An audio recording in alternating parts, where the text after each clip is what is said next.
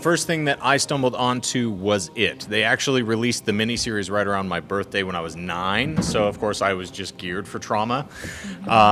And was terrified enough of Tim Curry that I thought, I don't want to touch this at all. And then 2 weeks later, I was reading the book. Some of the more metaphysical elements I didn't quite grasp, being, barely pubescent at that point. But I related so much to the characters because it's my age range. And then I took a sort of respite from reading for a good long while, just going through the joys of all of the growing up, etc.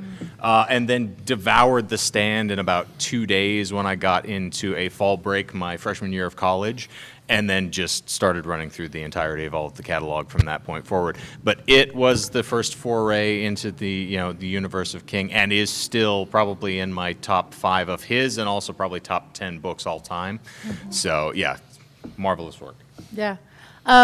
I actually watched it before I actually read it, and then the miniseries, obviously, and then that kind of brought me to the book, and I've not been able to go back to the actual video medium from it since I've read the book, just because the book was so great and nothing can compare to it. It got a little biased, and I get a lot of hate mail for it, but I'm sorry, it's just so good, and there's so many stuff. Anyway, I'm not going to get on it, get off my pedestal. I mean, he just had so many wonderful things. The first book I read, I don't remember which one it was, but it was, I think, in the middle of the Dark Tower series, because I was, 11 years old, and I saw this, really cool looking book and didn't really know what it was about, and I pulled it off the shelf and I read it, and I'm like, this is a really interesting story, but I feel like I'm in the middle of it. So then I kind of lost out. I didn't know where to go from there. So I just been kind of picking through his little franchise there since then. But my favorite book definitely actually is The Shining. That was another one where after I read it, I was like, I can't go back.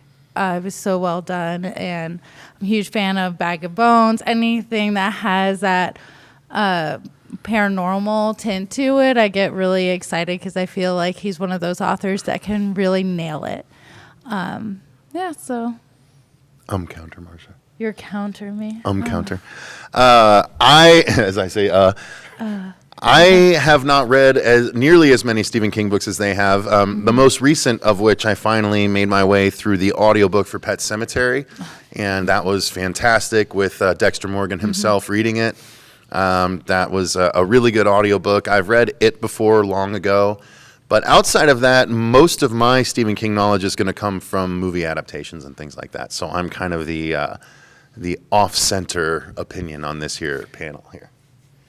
Yeah, the first one I ever read was definitely Pet Sematary, and that was just because Zelda scared the living crap out of me as not even a kid. I was totally in my teens. I was maybe 15, 16, but I watched it alone at 2:30 in the morning by myself in my room on my little, tiny TV with the VHS built in and stuff. And yeah, even more so than Gage and all the other stuff in that film, for whatever reason, Zelda terrified the crap out of me. And as I've said on the Hail to Stephen King program quite a few times, it really, there's the unholy trinity, as I classify it, and it's The Stand and it and Pet Sematary, and they fluctuate. It often depends, my mood, my mindset, what's going on in my life at the time, and I reread all of those books periodically, and yeah, I can't choose a favorite between those three, but those are the three best in my estimation, and they are deserving of the esteem and the acclaim and everything. But this is actually a good time for us to finally get things started proper for the Stephen King year of 19, so I will start y'all off with my very silly address. So,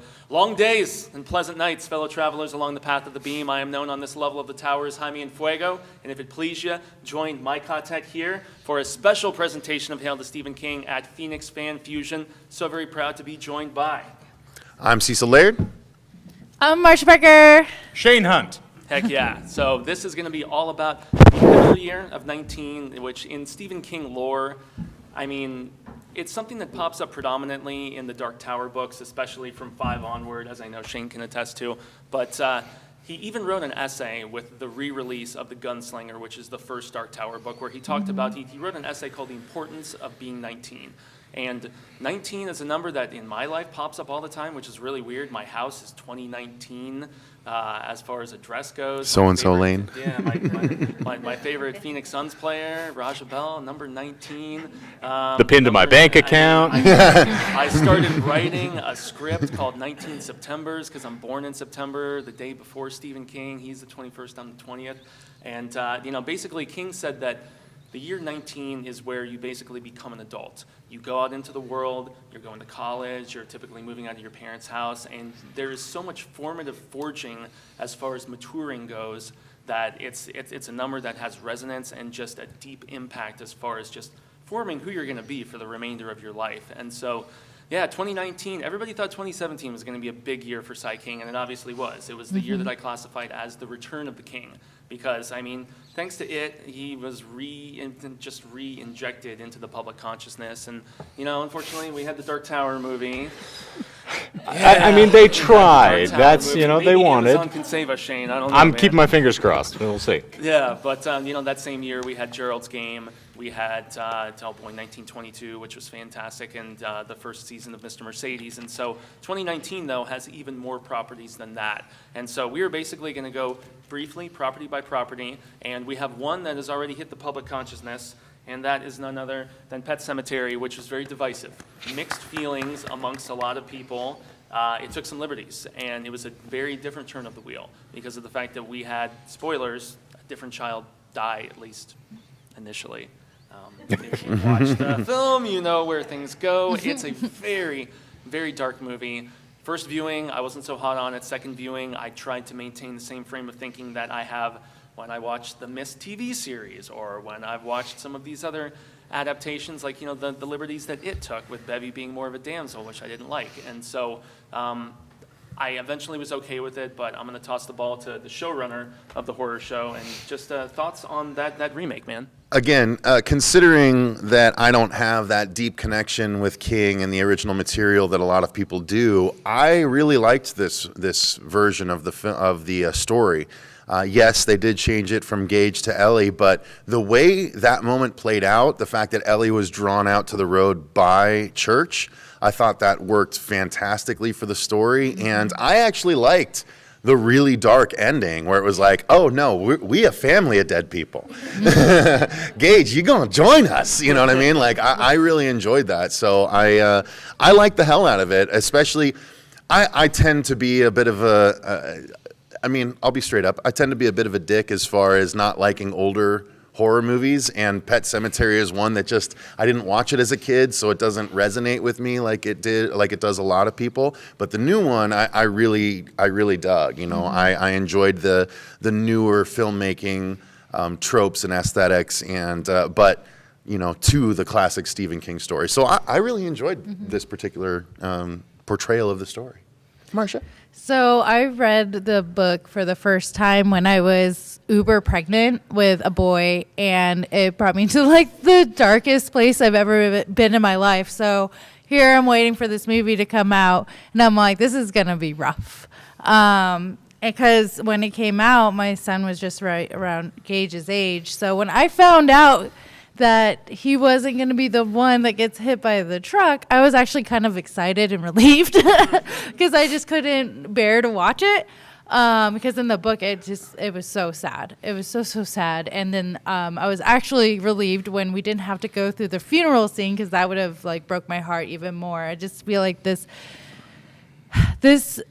story and that Stephen King tells, there's a reason why he put it in his drawer, and I think as a parent you really start to realize why. It's just the darkest thing you could ever think about writing about your children, or even thinking that could actually happen, and what the only thing that would make you go so crazy to bury somebody you love in a place that's going to bring back pure evil and probably come back to kill you, but you just don't care. And I thought they did a fantastic job bringing, the new millennium watchers of horror to feel that. And I still had to watch him go, and maybe not actually see it, but to just the impressions they left at the end. It was good. It was good. It was still hard to watch. So, I still have a hard time watching the original, and I don't know why, but I still every time I start to watch it, like I turn it off.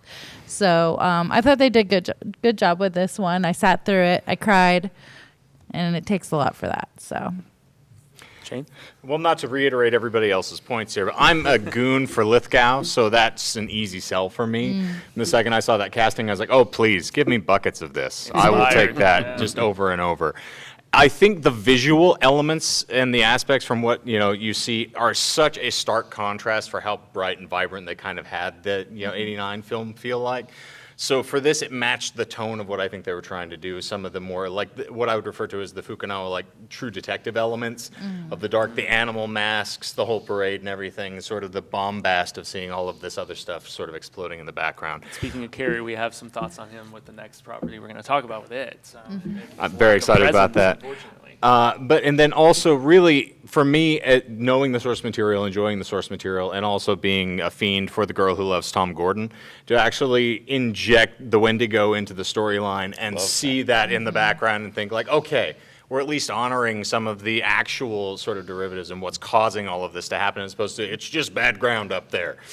You only get sorghum. It's terrible. No one has anything there for nutrient. So I appreciated a lot of the newer things that were infused. Granted, changing the child that died. You can't be too precious about anything really, because I know you mentioned it during the other King panel as well. You still have the original material to go back to. And if you want to watch the 89 one, you can go back and touch that anytime you want to. So to be able to kind of leaven something new in, change it up a little bit, gets us away from having that dreadful dismount of the line of trying to coax a small child in and saying, and now I want to play with you.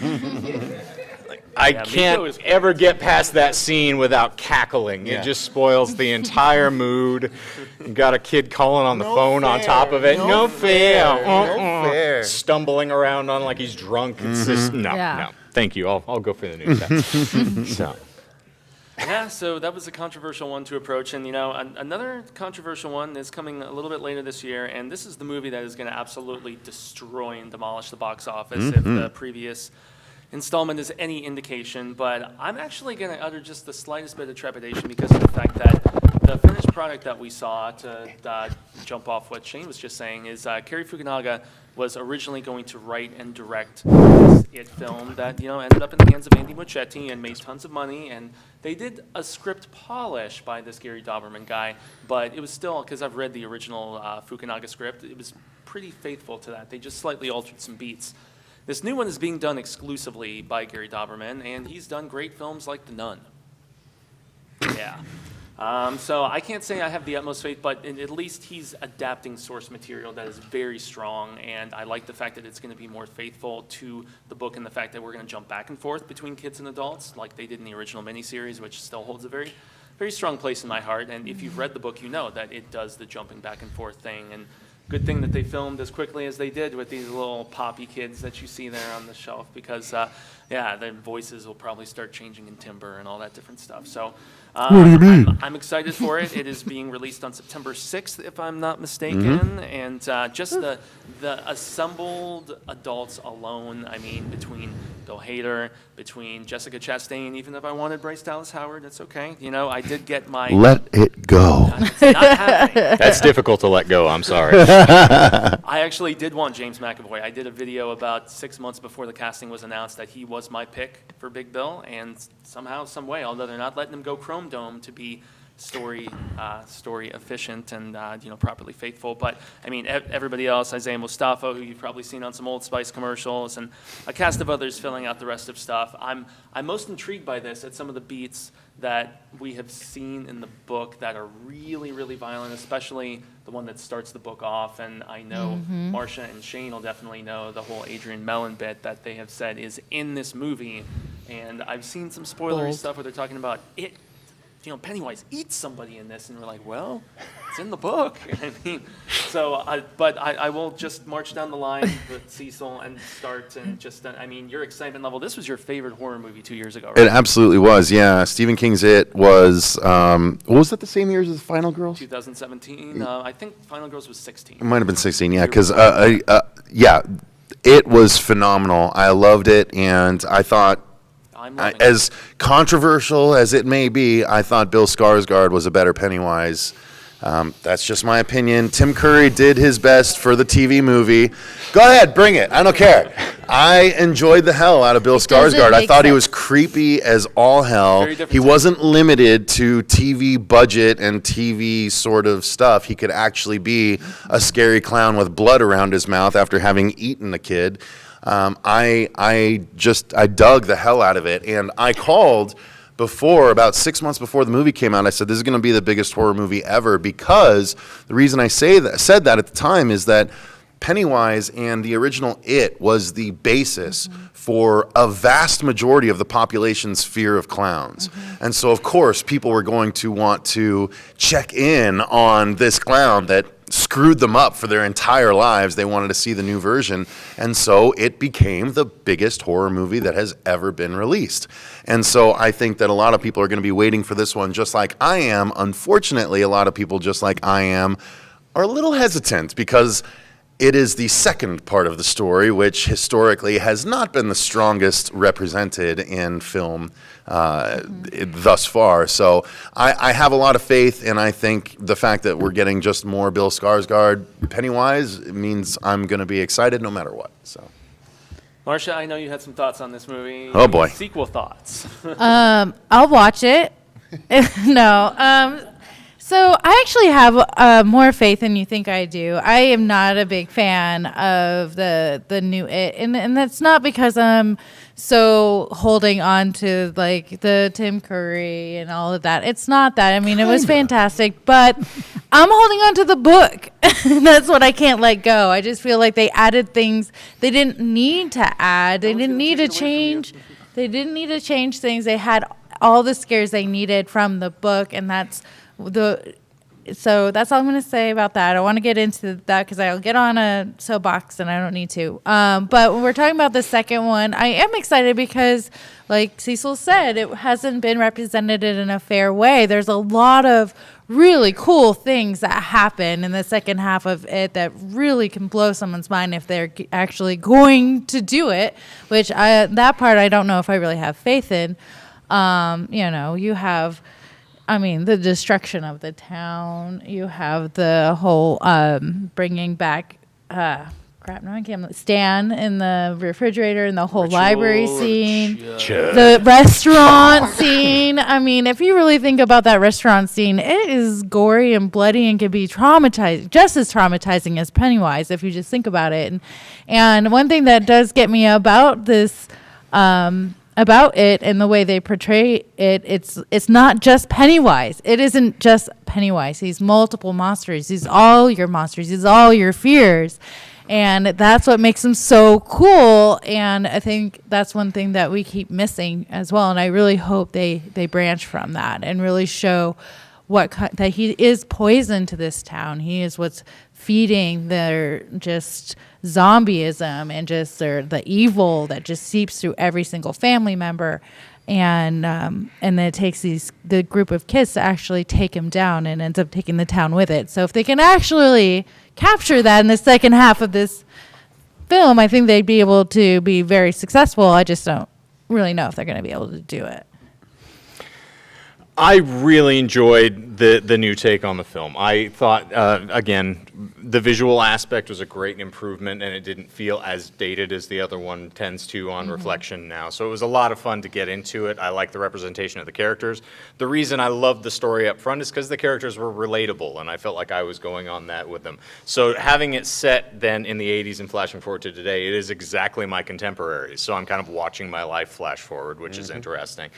The thing that gives me the slightest pause is because we get to the end of the first film, and the thing that I love and kind of emphasize is that they are characters that are bound together by a connection to one another, but also by having this glorious imagination, which is one of the things they emphasize really strongly in the book, is talking about how their imagination is kind of what empowers them, and that's how they're able to combat him. At the end of the film, they just bludgeon him to death with giant, bars and sharp implements, which just kind of removes that. They really forced the fear element excellently throughout, of saying that that's kind of what gives him his strength and his ability to manipulate everyone. So not emphasizing that point with them kind of fell off. But then watching all of them sort of slay their particular demon as they're fighting him was a great way to execute the sequence. So I feel like they're going to do things that are very respectful for the story. They're going to execute, but it's going to be just slightly off kilter, maybe. And so I'm excited to see what's going to happen. Like anything, I hate trying to predict. I would much rather I'll get on the roller coaster, I'll ride it, I'll see where it takes us, and then once I get off, I'll go, sure, I'll do that again. Or please just get me away from that. I don't need any more people doing this to me ever, so. Should be fun, though. I'm excited for it. That's Awesome. fair. Brilliantly put. So, Dave, maintain the positivity, man, the power of positivity. That's all we can do. Now, the next one, we have a sequel to The Shining coming, everybody. Believe it or not. And not a sequel to Stanley Kubrick's Shining. This is a sequel to the actual source material. So, Dick did not die. You're going to see some Halloran action in this. It was also briefly in It, which is interesting if you talk about the black spot. But so, yeah, this is a book that I personally don't think has been read as much as it needs to, because I'm going to give an unpopular opinion. I like this better than The Shining. Seconded. Definitely do. No I feel way. like so much of the emotional resonance, I feel like, because we're essentially following a grown-up Danny Torrance who's fallen into the same pitfalls of his father. He's boozing, he's running around with women, he is living a terrible life, essentially. And now you do get some epilogue, like at the very beginning of this book, but it quickly shifts gears to Danny as an adult. And Danny as an adult is going to be played by none other than Ewan McGregor, which is pretty exciting. That is inspired casting in my estimation. And he even kind of looks a little bit like both of them, which is really kind of creepy. But in the hands of someone like Mike Flanagan, who did amazing things with The Haunting of Hill House recently, but he has experience with King properties. He brought the unfilmable Gerald's Game to life on Netflix. Did a fantastic job. I don't think he's made a bad movie yet, between Absentia and Hush, and he even made a decent Ouija movie, for God's sake. I mean, the guy is incredibly talented. I will pretty much watch anything that he has done. Akiva Goldsman, he was the one who had initially done the script for this film, and Flanagan came and did a complete rewrite and doctored everything up. And this was originally coming out in January of next year, but the studio had enough faith in it that they pushed it to November of this year. It is coming out November 8th, so that's right around sweep season and Oscars and all that stuff. So with the acclaim that The Shining has, and with the team assembled here, this could be something seriously special. Cecil, I know you're not super familiar with this book, but I mean, what's your thoughts on a Shining sequel and, Grown Up Danny? Yeah, that I have yet another hot take on a Stephen King property here. I think the original Shining is one of the more boring horror movies in film history. It is very masterfully accomplished, but it is very slow. And so I actually, growing up, I actually liked the TV movie version better, because I liked the hedge animals coming to life, and I thought the cheesy ending, kissing, that's what I've been missing. That actually stuck with me, because I was a teenager at the time, and I saw it. I was like, oh, the dad still loves the kid, and all this stuff. So I'm not as attached to the Kubrick version. I've never read the actual book, but I am more than interested to see what comes of a sequel, especially if Mike Flanagan is behind it. The Haunting of Hill House is phenomenal. Gerald's Game was phenomenal. Hush was phenomenal, and all the way back to Absentia, his first. Yeah, Marsha doesn't like Hush, but Absentia, I loved Absentia, so I have the utmost faith in Flanagan, and Ewan McGregor obviously is a talent, so I'm on board to see what we can get out of this for sure. I'm definitely not a stickler when it comes to it shouldn't be happening, or it should be happening, and it should be this, or it shouldn't be this. I'm on board. Give it to me. Give me all the King goodness. Oh yeah, Marsha. I'm excited. I mean, I liked The Shining, and this book was good. I wouldn't say that it was better than The Shining. I wouldn't. But that's because The Shining is one of my favorite Stephen Kings, I and know. Dr. Sleep was a good follow up. But it is what it is. But I'm excited because I'm not 100% devoted to this book, that I feel like it could be made into a really decent movie, and I think they could do especially with Flanagan being involved. That's amazing. And just the sorry, he gets on me all the time, but no, the basics of the book would actually translate into film really well. So now you got me stuck on it. Thanks, Cecil. Sorry. I love Okay, the does anybody have a counter? Because he's definitely counting. 7. All right, there you go. Next. Shane. No, I am excited for this to come out because as I said, I am a Shining fan. I did enjoy the book. It's not my favorite, but I still enjoyed it, and I think Flanagan will actually take this to the next level. Sweet. Dr. Sleep is in my top 5 faves of King books, and I am in the clique that appreciates that one probably a bit more than The Shining.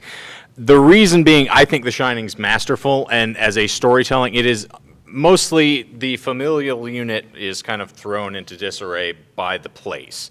And so it's watching him cope with that situation and not just being an alcoholic like his father, but doing it to escape from all of the things that are basically rattling around in his skull.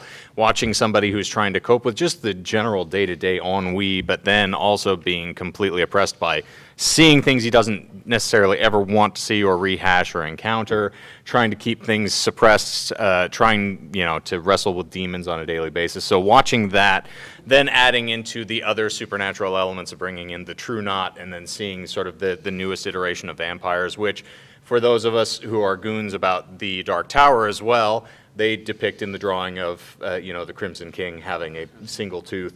Yep. It's a lot of fun to watch those connective tissues sort of coagulate and then go like, oh, God, okay, this is all playing around in the same space. So the whack-a-moles in my head are just, they are many and a lot of fun. So I'm really ecstatic to see this film being made. I'm, interested to see the visual pastiches they're going to use and all the ways they play it out, and get to see a new take on Dick Halloran again, which should be very entertaining. And also Rebecca Ferguson as Rose the Hat, who everybody has seen in like the MI movies. She's the love interest of Tom Cruise, and she was in Life, but playing a bad guy, it just excites me. I don't know, it's pretty cool. So, okay, now the last film that is coming out this year, this is not dated yet, but it is listed on IMDb and in all the press that Netflix has put out, 2019. So, In the Tall Grass was originally a short story that Stephen King co-wrote with his son, Joe Hill.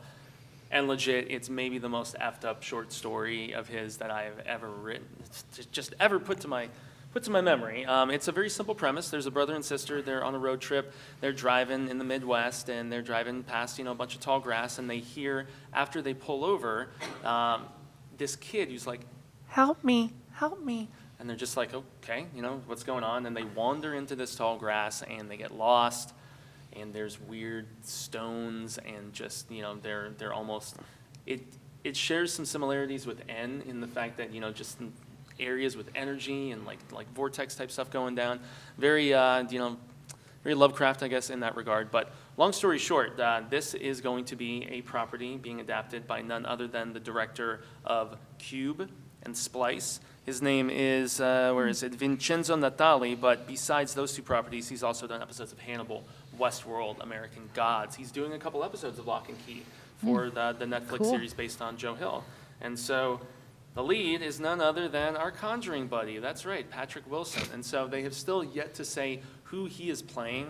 And yes, I have a sneaking suspicion he is playing the brother who will be feuding with said sister. And it's a very simple story, and the audiobook is fantastic. It's not been collected or released in any form until this fall when Full Throttle, the Joe Hill collection, comes out. This is going to be included along with his other story he co-wrote with his father entitled Throttle. But Cecil, this is one that I've talked to you about how messed up I think it is, and I can't really spoil why it's so messed up, but you have heard me gush about this, right? Yeah, you have, and it does make me interested. I just don't know enough about the story to be able to comment one way or another, outside of the fact that I love Patrick Wilson. He was a little underutilized in Aquaman, but I love him in the Conjuring movies, and he is going to apparently be in Annabelle 3 coming up pretty soon, so yeah, I'm on board for it. I'm on board for any new King adaptation, to be honest with you. I mean, they're taking it so seriously at this point that I can't help but be willing to watch it all. So, yeah, I mean, I don't have a particular opinion on the story itself outside to say that I'm excited to watch whatever it ends up being. Cool. Marcia? Well, this story is on my reader's list, so I haven't been able to read it yet, but I'm excited to see something collaborative by Stephen King and Joe Hill, and to hear that it's coming out in a movie. I better get on it, so I got a flight coming up, so I'll probably read it then. But just to piggyback, anything coming out in the Stephen King world is definitely going to be something I'm going to watch and enjoy. Everything that's come out, whether it's on Netflix that I can watch real quickly, when you're talking about Gerald's Game, and I've just really enjoyed them, and if I can't read it, then I'm going to watch it. So that's my take of In the Tall Grass. Shane, have you read this? I have not read it. I know, which is blasphemy. I read Full Throttle, but then I got stuck under a rock. I actually wound up reading Strange Weather instead, which is Joe Hill's collection. Those are fantastic. It's a lot of fun as well. Oh, so good. Yeah. So, but I am aware of the psychological underpinnings of the story, we'll say that, which are going to be a lot of fun to see visually represented, but also just anything that gives you that sort of slow bleed and that tension that ratchets as you go along. And for two masterful writers that have a very similar style, go figure. Never would have guessed it, right? It bodes very well that it's going to be fantastic, just based on both of their mastery of tension building and character creation. So. Yeah, it's going to gross ending, I gotta say. I can't spoil why, but okay. So later this year, we also have the reemergence of Mr. Mercedes for its 3rd season. Woo! I'm not caught up on the 2nd season of Mr. Mercedes, unfortunately. I'm not either. Yeah, well, the weird thing with this series is that the first season covered the first book, and then the 2nd season covered the 3rd book and the Watch. Well, So because those books go together. they do go together, but just to, I don't know, jump across, I suppose you can. We're going to skip. So the 2nd book in the series is called Finders Keepers, and you only see Brady, played by Harry Treadaway, in basically one scene, and the fact that, I don't know, Bill is just going to see him, and that's really about the extent of it. He's kind of keeping tabs on him, and so doing things out of sequence, I guess, it kind of makes sense. It's okay. It's not going to ruin anything. Well, I feel like they did it because obviously, you're talking about TV series, so they're not going to want to do this whole season about Mr. Mercedes, and then they're going to jump in the 2nd season after that ends to something completely different. Even though it worked in the book world, it's not gonna fly for you're talking TV series. So they had to finish that up. I'm excited. I'm halfway through, so I haven't got through all of it yet because we're trying to bleed through some review requests. So. But once I get that done, I'm actually excited. I'm really interested. Do you know what they're going to jump to for the 3rd season? Well, the 3rd season is going to cover Finders Keepers, the 2nd book, and so it's going to be. Oh, okay. It's my favorite book in the series, My actually, least and it's because it did something so drastically different, and it's about this guy who is obsessive about this particular author, so much so that he breaks into his home to try to steal an unpublished manuscript about this series that he loves, that he thought was finished poorly, and so on. He kills the author. He ends up in prison for a few decades, and then when he is released, he goes back to try to dig up this manuscript that he has hidden, and a kid who is living at the house has found it already, and it really has a lot of vibes of Misery in a lot of ways as far as the obsessiveness of fandom, and it's so different for a Bill Hodges tale. It still has Holly and Jerome, obviously, albeit in smaller role for Jerome, but Holly is getting her own book next year in 2020 called If It Bleeds, which is really exciting, and so that's something to look forward to. And King loves her so much he put her in The Outsider. So good. She just keeps coming and coming, and she's one of his best characters in the last decade, if not the new century. I love Holly. But Finders Keepers is going to be an interesting take for the 3rd season. Cecil, have you watched any of the Mr. Mercedes stuff? No, you guys keep talking about it, and I've been waiting for the DVDs to go on sale. But I do want to. I love what's the name? Brendan Gleeson. Yeah, I love that actor. He's my spirit animal. Yeah, no, he's a fantastic actor, and it looked interesting to me. Although the way you talk about the 3rd book involving powers and stuff like that or something, supernatural when it wasn't at all throughout. It was it's a little bit weird, but I love supernatural stuff, so I'm on board for it. Absolutely. It did feel a little weird, but it worked. It worked. Of the 3 books. I will be buying and watching it before I read it. Cool. Well, Marcia, you gave some thoughts. You're welcome over my house anytime. You have the DVDs? No, I have I think they're. Oh wait, I'll take It's it on back. I think I AT&T just have. No, let's season hash it out 2. right now in front of everyone. I have season 2 recorded. not Okay, fair season enough. 1, All right. Sorry. We'll I'll pop take it back. popcorn. Yeah. Jumbo yeah, shrimp. Yeah. Shane, how about you, man? Have you seen any of this series? Yes, and I am a fiend, but I'm also I love a good detective story, and this is one of the apex. And of course, Brendan Gleeson sells me on most everything, and his eyes are just fine for this. So I think everyone will be able to run with it. But I'm looking forward to the supernatural elements being brought in as well, because again, it's very King, so you want to be a little more unnerved by this. And I think, speaking to the jump, they didn't want to pull The Wire and let's just pull our entire core story and all of our main characters out and then just let it drop off and be like, hey, you're going to stick with us, right? So at least the continuation of the characters that you knew were a little familiar with, you could get that out of the way, and now we can delve into the deeper waters over here. So I'm excited for it. I think it's going to be great. Yeah, I think that it's good too because you're really going to build on Holly's story, and I think that's where we're going to be led to is to get more Holly, and I think by finishing off that storyline and allowing her to explore her end of it, it's really going to allow you to do that. Nice. Well, we only have a couple more left in a short amount of time, so Oh, God. who was a fan of this show? Hot take. I had some problems with it, but that's the thing. When you're basically playing in Stephen King's sandbox, as opposed to basing anything on actual work that he's published, it's going to be divisive, especially with hardcore fans like myself. I felt like there was a lot of really great half-baked ideas in this show. Lots of chuffa. Obviously the Red Queen episode, Sissy Spacek, just was tremendous. That was great.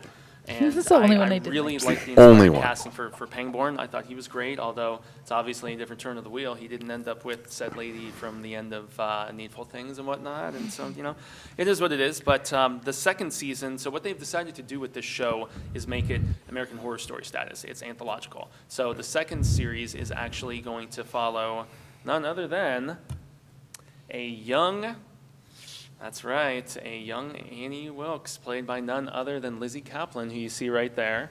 And you're also going to have Tim Robbins returning to the Kingverse. Yeah, that's right. Everybody loves him from Shawshank and so on, which is considered by many to be one of the greatest American films of all time.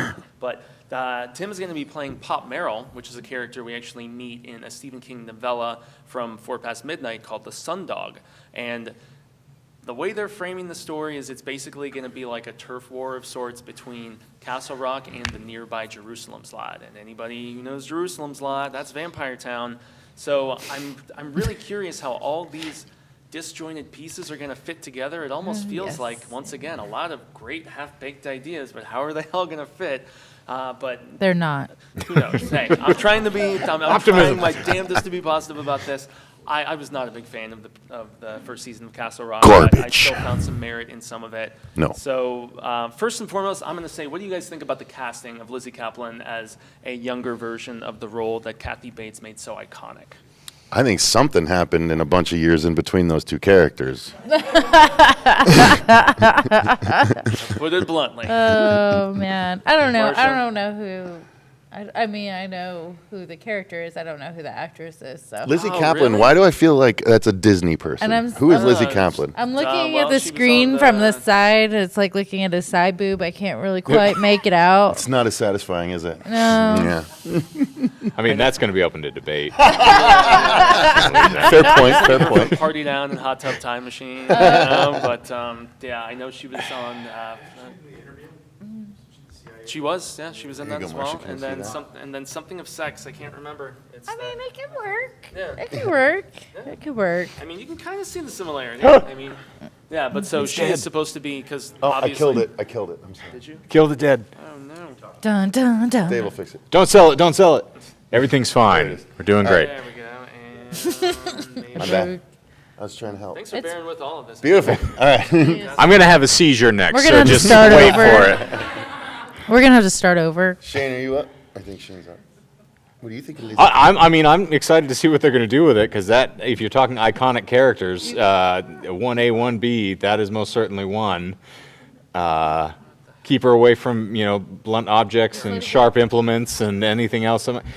The derangement is such a slow bleed in Misery in particular that to see it manifest in other ways is going to be really interesting. So they have, a really fruitful plane to pull from. How well they execute it is open to interpretation, but... Well, and she's going to be the young nurse that was, like, killing patients. And all that stuff like we know in the backstory from Misery. So, and then, everybody loves Tim Robbins from this particular role, but he's basically going to be almost like a Godfather-type role in this because Ace Merrill is also in this, who everybody knows from The Body, which was,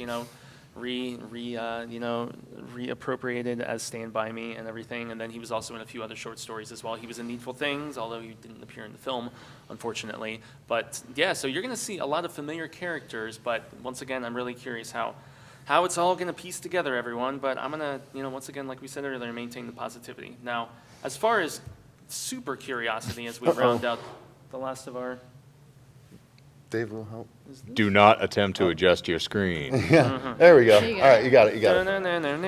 Just don't touch it. We are in your home. So in case y'all didn't know, there's a new Creepshow coming through the pipelines. And if you are a fan of anything of the spooktacular, the scarific, if you are not subscribed to Shudder, we're not sponsored by them, but holy hell, I'm happy to give them my $4 or $5 or whatever the heck it is every single month because they have such an amazing, all kinds of subgenres, whether it's like weird art house 70s horror to new stuff that they have curated themselves, one of which is going to be this program here. They are doing with Greg Nicotero, who has been, his IMDb is hundreds long as far as all the practical that he has done. It's literally ridiculous, but a lot of people lately know him from his work on The Walking Dead, but he is the one who is going to be the showrunner and the executive producer and like the main mind behind this new version of Creepshow. Now, it's not going to be all Stephen King. That's the one thing to keep in mind. So there are 2 King stories confirmed thus far. The rest are going to be other contemporaries. Joe Hill actually has a story. It's going to be the adaptation of, where are we at, Shaw? Yeah, by the waters of Lake Champlain, yes. Which is about to be collected in his Full Throttle anthology this fall. And that's It's fantastic, by the way. Tom Savini. Of all people, he is directing that, and he has described it as a mix between... E.T. and Jurassic Park and like a mishmashing of all these different things together. Which is really Sold. Kid riding with a raptor in his basket? It's about an aquatic dinosaur, right? Yes, they kind of find like a Loch Ness monster kind of creature, Oh, essentially. hell yeah. And Big it's Blue for any X-Files. You guys are making me want to read Stephen King. Joe Hill. It's Joe Oh, Hill. yeah, okay. Well, which never is mind great. Stephen King then. I'll just read Joe And the Hill. apple doesn't fall far, like I said. No, I know. I love Joe. Dude, I've He's loved so Joe Hill awesome. for a long time. Lock and Key is one of the best comic series ever, for sure. And so beyond that, the 2 King stories that we have confirmed so far, Survivor Type, which is from Skeleton Crew, and it's about this guy who, he's a surgeon, and he washes up on a deserted island, and he has nothing to eat, so he starts kind of trimming pieces off himself and chowing down. No word on that just yet, but the one that actually has an announced cast and director, and at Shane's panel the other day, I was like geeking out about this because of the fact that Gray Matter from Night Shift, which is one of my absolute favorite King short stories ever. It's really like The Blob with beer, basically. It's the best way you can describe it.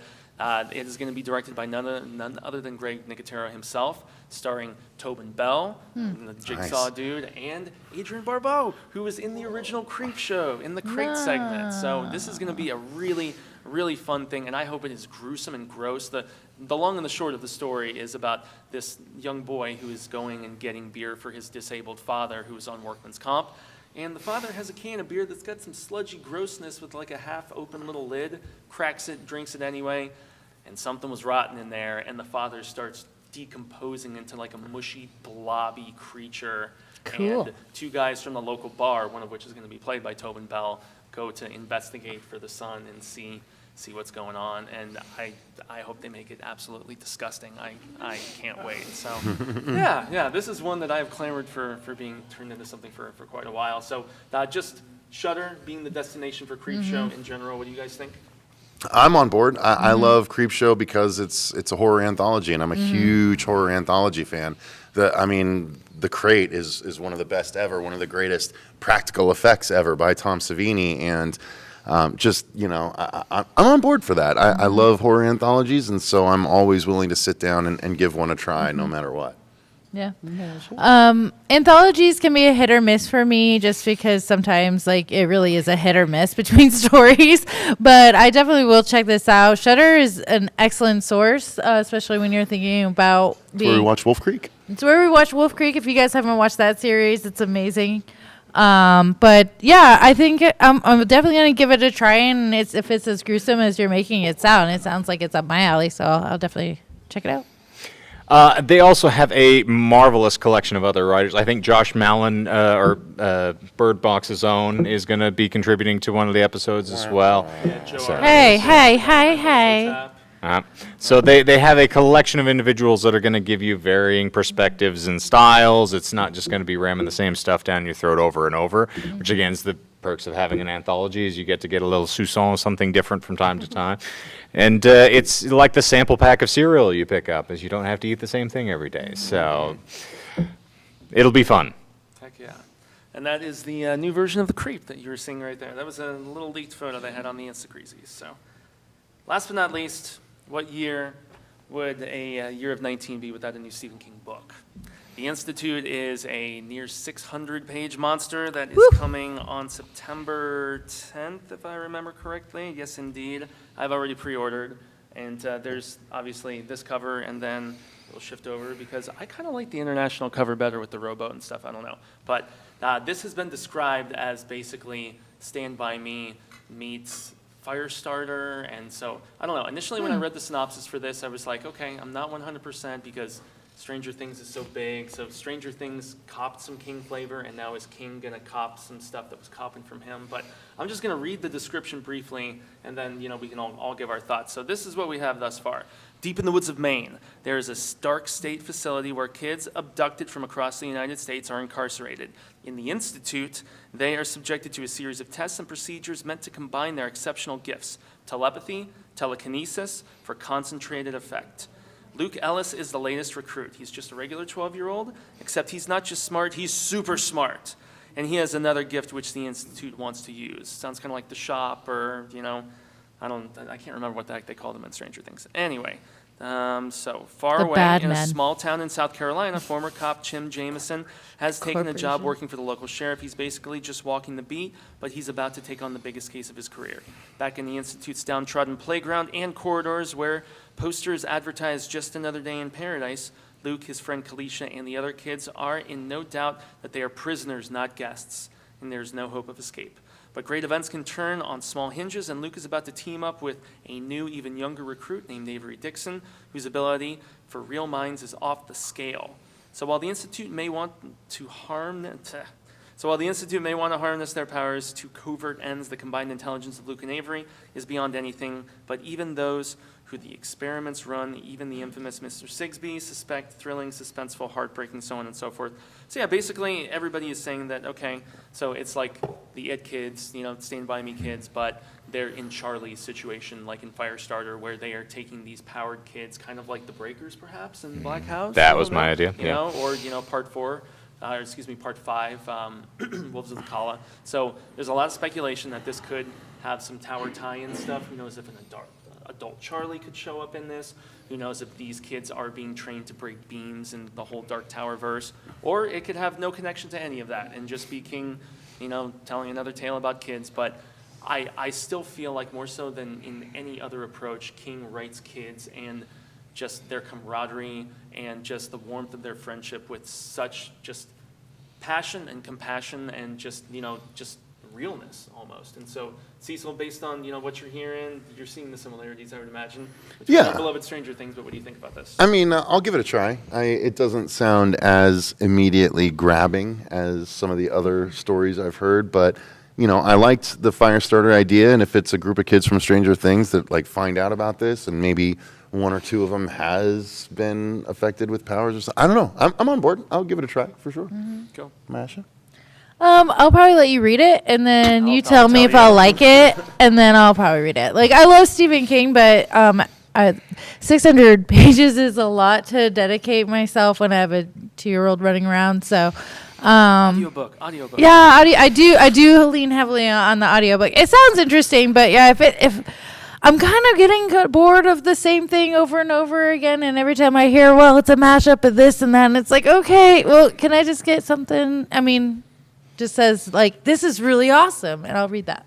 And I feel you. That's why I loved Revival so much, was because it was King doing something completely different. Yeah. And, still holding out on that adaptation. Yeah. But Shane, how about you, man? You've given this some consideration already, I'd imagine? Yeah, and I just dovetailing off what we're talking about. That's what Elevation really did for me as well. It was such a totally different idea for him.